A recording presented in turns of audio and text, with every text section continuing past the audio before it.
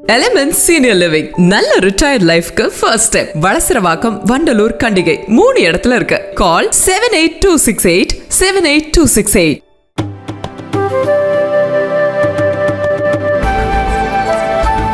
பெண்கள் குறித்து அவதூறாக பதிவிட்டதாக பிரியாணி மேன் யூடியூப் சேனலை நடத்தி வரும் அபிஷேக் ரவி என்பவர் கைது செய்யப்பட்டார்.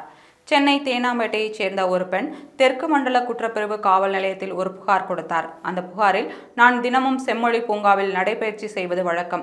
அந்த பூங்காவின் நற்பெயரை கெடுக்கும் வகையிலும் பெண்களை இழிவுபடுத்தும் வகையில் ஆபாசமான உடல்மொழி சைகைகளோடு வீடியோ பதிவு செய்து அதை பிரியாணி மேன் என்ற யூடியூபில் பதிவு செய்தவர் மீது சட்டப்படி நடவடிக்கை எடுக்க வேண்டும் என்று குறிப்பிட்டிருந்தார்.